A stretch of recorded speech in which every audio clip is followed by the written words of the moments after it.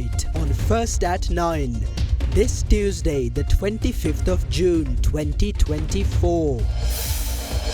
Debt restructuring. Sri Lanka will ink agreements with Paris Club creditors tomorrow. The second round of talks with bondholders to commence this week. Quality healthcare. The World Bank approves $150 million loan to improve Sri Lanka's primary healthcare services.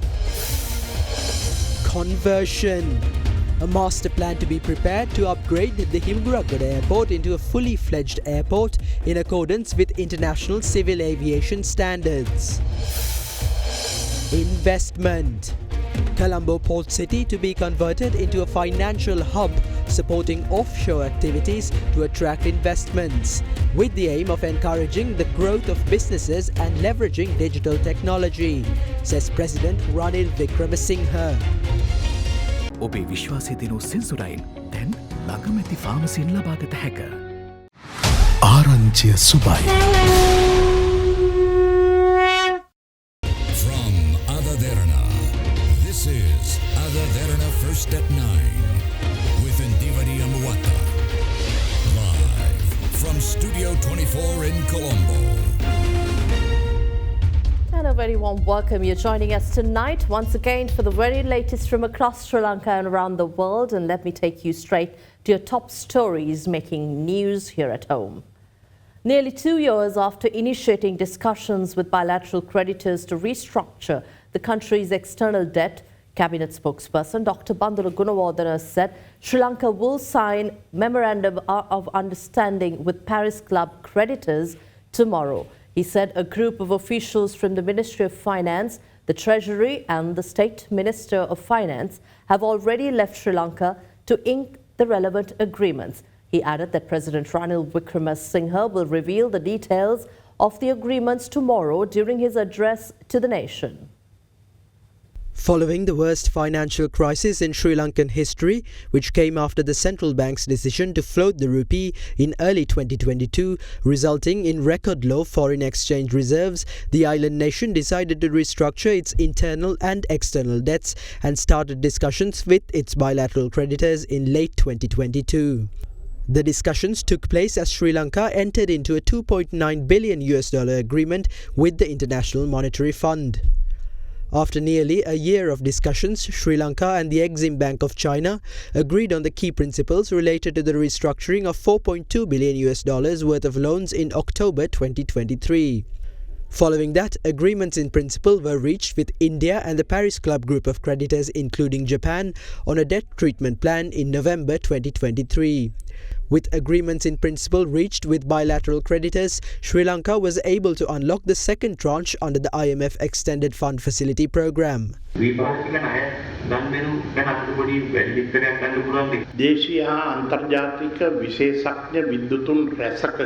Under the guidance of foreign and local experts, the Ministry of Finance, the Central Bank and other related parties were able to reach the final stages of the bilateral discussions.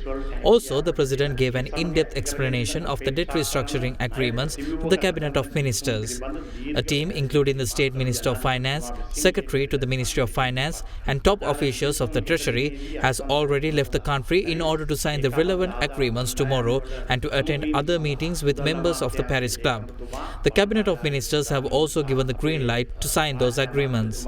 The President announced that details regarding the agreement and the future process will be announced to the Parliament and to the public when he addresses the nation. ශ්‍රී ලංකා පාර්ලිමේන්තුවට ඉදිරිපත් කරන බවත් ඒ සමගම රටේ සමස්ත ලාංකීය ජනතාවට ජාතිය අමතලා මේ ජයග්‍රහණයේ සුභාරංචිය ලබා දෙන බවත්. Less sugar, same great taste. From Melbourne. Sri Lanka and global investors are expected to hold a second round of direct talks this week to agree on the restructuring of international sovereign bonds worth $12 billion. Addressing the Cabinet media briefing today, Cabinet spokesperson Dr. Bandula Gunawardena said detailed information on the timeframes with regard to the conclusion of the process will be announced by responsible authorities in the future. Quoting people familiar with the matter, Bloomberg reported that Sri Lankan officials and global investors are expected to hold a second round of direct talks this week to agree on the restructuring of $12 billion in defaulted bonds. The news report stated that a group of bondholders known as the Steering Committee will continue to negotiate on the government's new proposal during this round of discussions. One of the people familiar with the matter has told Bloomberg that the bondholders went restricted, meaning the conversations with the government are covered by temporary trading limitations because the topics under discussion may be market sensitive. This development comes 2 months after the conclusion of the first round of discussions with the members of the ad hoc group of bondholders, during which the Steering Committee and the Sri Lankan government failed to agree on restructuring terms. According to the Ministry of Finance, the Steering Committee has suggested the possible introduction of a governance-linked bond, which Sri Lanka has agreed to consider, subject to being provided with more details of the proposal. Meanwhile, at the Cabinet media briefing, questions were raised with regard to the restructuring of private debt.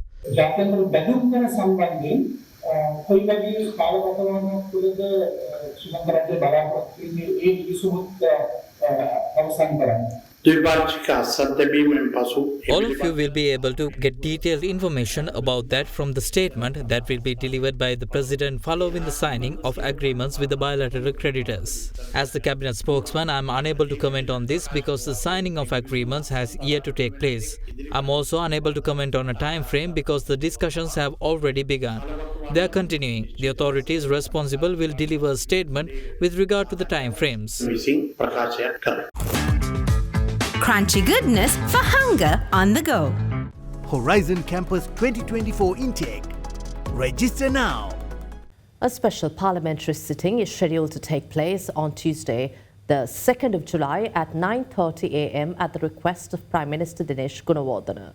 This special sitting has been called in pursuance of Standing Order number 16 of the Standing Orders of Parliament. The Parliamentary Communications Department added that all members of Parliament have been informed in writing to attend the special meeting.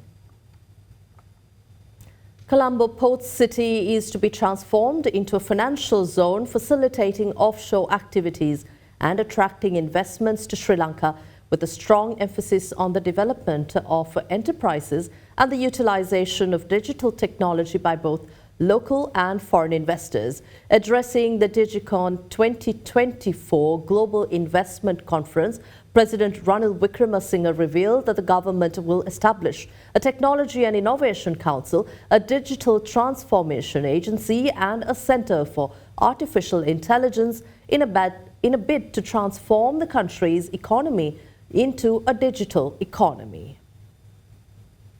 The Digicon Global Investment Summit 2024, themed using Sri Lanka's untapped potential, commenced in Colombo this morning under the patronage of President Ranil Wickremesinghe. If you are looking at fast growth, then certainly the digital economy and the whole innovation is one system that we have to promote. So what is it that we have? What it is that we need? Firstly, look at how we can expand this sector of the economy. What can digital economy and innovation in the field of digital technology help us? We have to identify the areas, look at the demand that is going to come up in Asia and Africa. And where are we? We are also between two giants in the sector, China and India, covering both hardware and software. So within that, we have to be able to utilize that knowledge to have cooperation with these countries to go ahead. We have actually at the moment started the discussions with India on the private sector. SLASCOM and NASCOM is already cooperating. We are also getting the help in building up our national platform. And already I think the initial discussions have started with China, and I hope it will also lead to very successful outcome. I must also mention the port city, which we want to make in the Colombo financial zone, which will also make provision for offshore activity. So that will be another encouragement for you all to come in here and to invest in Sri Lanka. The Science and Technology Development Act brought in the National Science and Technology Commission and the National Science Foundation. Now we are bringing in some new laws which will supplement it. Firstly, the new law is to create a chief technological officer who will be the chief technological advisor to the government of Sri Lanka, which is needed. Then we will have the Technology and Innovation Council. That is one that will give the funding for commercializing research. So you need funding for commercializing research, you go in there. But we will have the National Science Foundation, certainly funding PO and applied sciences. Secondly is the Digital Transformation Agency. We started with the computer information technology, but we are focusing on the technology. Here we are focusing economic side as well as the technology. We have now married the two concepts together. So that is the Digital Transformation Agency. And finally, the National AI Center. All this will be the three new institutions that we are bringing to place.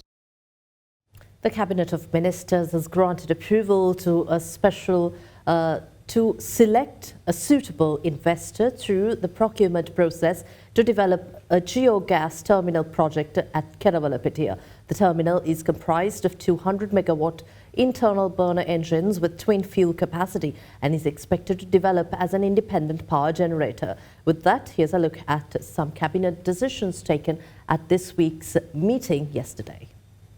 During this week's meeting, the Cabinet of Ministers granted approval to allocate a block of land spanning 2 acres, 3 roads and 15.41 purchase from the Mahenawatha land located in Pitipana, Homagama to the Ceylon Electricity Board on a lease basis for a period of 30 years. The land will be used to construct a grid substation in the area. Meanwhile, it has been decided to extend the construction period of the Gandhara Fishery Harbour until December 2026. The project started in 2020 and was scheduled to be completed by December 2023. However, due to the COVID-19 pandemic and the economic crisis, the construction of the project was not completed within the projected time frame. It has also been decided to revise the estimated total cost of the project based on price revisions. The approval of the Cabinet of Ministers was also granted to select an appropriate service provider to operate and maintain the Thambapavani wind power plant. The decision was taken as the agreement with the previous service supplier Vestas Wind Lanka Private Limited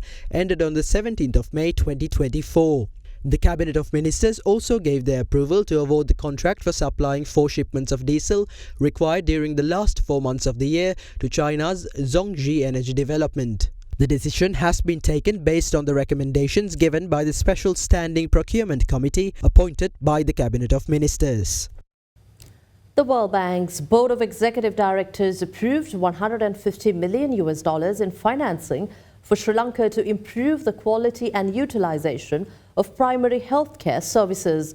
The global lender says the newly approved Sri Lanka Primary Healthcare Systems Enhancing Project will help improve the quality of care and increase the use of primary medical care institutions across the island. The $150 million loan will be part of the second primary healthcare system strengthening project in Sri Lanka funded by the World Bank. The previous project, which included a $200 million loan, was implemented in 2018 and aided the enhancement of 550 Sri Lankan primary medical care institutions. The new project will scale up these efforts to cover 100% of the primary medical care institutions across all districts of Sri Lanka, expanding to over 1,000 facilities. The World Bank Country Director for the Maldives, Nepal and Sri Lanka, Faris Haddad Zervos, highlighted that although Sri Lanka's healthcare system has demonstrated remarkable performance, it needs to be strengthened to face emerging healthcare challenges. This project is designed around Sri Lanka's evolving health priorities, including a concerning rise in non-communicable disease-related mortality rates and caring for the fastest aging population in South Asia. The project aims to invest in preventive care and promote primary care facilities as the first point of care. Additionally, the project will support the provision of comprehensive primary healthcare services by expanding the capacity to cover mental health, palliative, geriatric, rehabilitative and emergency care. The project will also bolster Sri Lanka's pandemic preparedness by expanding the capacity of primary medical care institutions to detect and respond to future infectious disease outbreaks. President Ranil Wickremesinghe calls on the public to report of any obstructive officials who attempt to disrupt the ongoing Urumaya program to distribute freehold land deeds to the public. Addressing a gathering today, President Ranil Wickremesinghe urged all members of Parliament to support the initiative regardless of party affiliations to ensure the success of the project. An event to award freehold deeds to 1,750 eligible recipients across 17 divisional secretariats in the Ampara district was held today under the patronage of President Ranil Wickremesinghe. The event was organised under the government's Uruma initiative, which aims to distribute 2 million freehold land deeds island-wide. The freehold land deeds will be distributed among 2 million people. If anyone is attempting to undermine the Urume program, that means they are going against the president's wishes. If you want to build a better future and country for the children, you should not perform unnecessary experiments that will result in a repeat of what happened in 2019. When I visited Dehiyattakandiya back in 1981, it was located in a small junction where there were only 3 small shops. I can still remember that there was JVP poster pasted on one of those shops. That was all there was. However, now it has grown into a large town. However, the people of the area did not have the ownership of their lands. Therefore, it was our responsibility to provide freehold land rights to all of you. We had to overcome many obstacles to provide you with these land rights. Many officials in our ministries labored towards the success of this initiative. However, a few did not support this. They are the ones claiming that these lands will be reclaimed by the government. No one can claim the ownership of these lands. If any officer harasses you in this manner, please report them to your local MP. I have instructed MPs to investigate these officials and report back to me. Such officials undermine the work of other staff members who actually work to ensure success of this program. We do not tolerate such behavior. Granting these land rights are not sufficient. The farmers have a responsibility to fulfill for the betterment of their families as well as for the country. You must also increase your agricultural production. Opposition leader Sajith Premadasa highlights that although discussions with bilateral creditors are nearing completion according to the government, Sri Lanka is yet to initiate discussions regarding the restructuring of foreign commercial debt. Addressing a gathering in Homagama, he stressed that Sri Lankans must make an effort to understand the ongoing debt restructuring process in order to avoid being deceived by the country's leaders. The 259th edition of the Sakvala program was held at the Maduluwava Sobita Mahavidyalaya in Padukka, Homagama, under the patronage of opposition leader Sajith Premadasa. අපිට ලැබෙන ආරංචි අනුව අර ද්විපාර්ශවීය ණය හිමිකරුවන්. According to some rumors, an agreement will be signed with bilateral creditors. If it is true, then we would like to say that is a good thing. However, you should keep in mind that this is only one of the debt our country has. There's another important type of debt that we have to restructure called foreign commercial debt. We still have not heard about an agreement on that. We can be happy when we enter the debt repayment phase. When we enter the debt repayment phase, global credit rating agencies will declare that Sri Lanka's financial situation is stabilizing and the country has begun to repay its debt. We cannot decide this. Not even the legislature, the executive branch or the judiciary can decide it. I believe that the 2.2 million people of this country must understand this, regardless of how complex the topic is.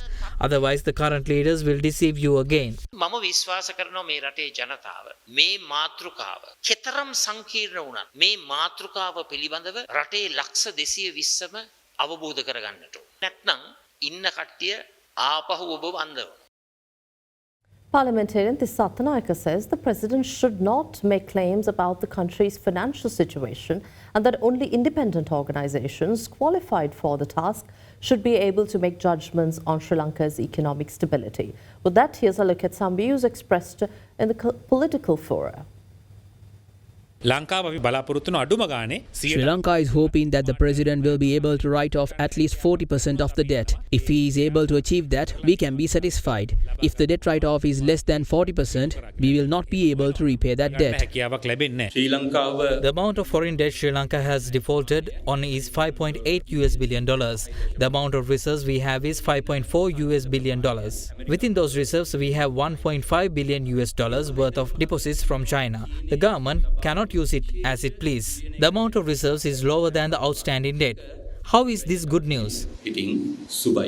They are afraid of good news. They fear that this good news will be unfortunate for them. So now they are running around in panic. We should be happy about this good news, but we don't exactly know what it is.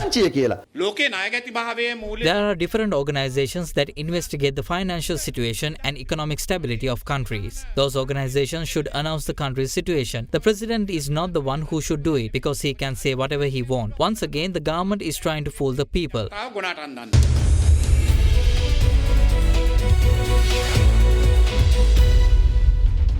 Welcome back in business news. The government has decided to develop the Hinguraggoda airport in keeping with international civil aviation standards. A committee will be appointed to prepare the master plan for the airport development project. Hinguraggoda Airport, which is also known as Royal Air Force Main Area, was originally constructed by the British for the Royal Air Force during the Second World War. Operated and managed by the Sri Lanka Air Force in present, the airport is only used for domestic flight operations. However, in a bid to obtain its contribution towards the process of boosting the country's economy, the government led by President Ranil Wickremesinghe has decided to transform the airport into an international airport.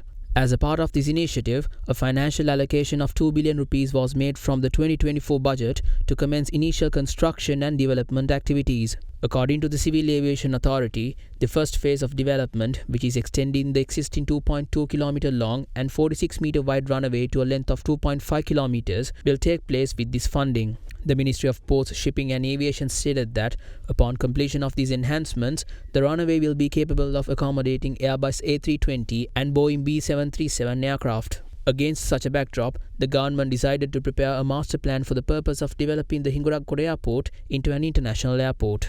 Hingurakgoda ගුවන්තොටුපොළ සංවර්ධනය කිරීමේ විශේෂ ව්‍යාපෘතිය ක්‍රියාත්මක කරන්න. In order to implement the Hinguraggoda Airport Development Project, the Cabinet approved the joint cabinet paper presented by President Ranil Wickremesinghe and Minister of Ports, Shipping and Aviation Nimal Siripala de Silva to appoint a committee comprising of officials of the Sri Lanka Air Force, the Civil Aviation Authority, Airport and Aviation Services Lanka Limited and the Road Development Authority to prepare the project master plan. Accordingly, Hinguraggoda will be a modernized airport that can better contribute to regional development in the future. Hingurakgoda නව ගුවන්තොටුපොළක් නිර්මාණය වෙනවා ඇති. The Colombo Stock Exchange announced the latest SNP constituency, and here's a look at corporate news in brief.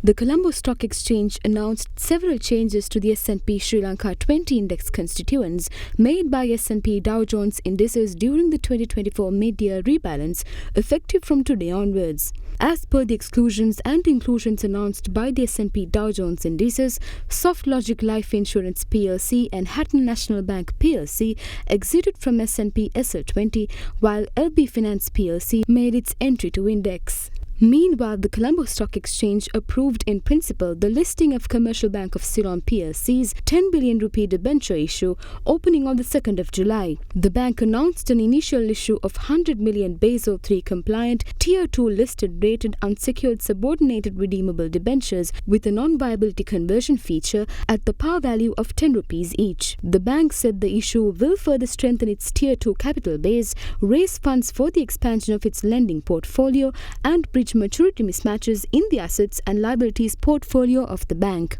Also in corporate news, Chairman of Diesel and Motor Engineering plc Ranjit Panditage revealed that the company aims to scale up the business activities in acquisitions and investments made to date in order for them to reach maturity or market dominant stage during this year. In its annual report for the financial year 2023-2024, Panditage highlighted that achieving a high turnover growth rate and expanding technological capability are of major importance. And that's all from us here tonight. We'll see you again tomorrow, same time.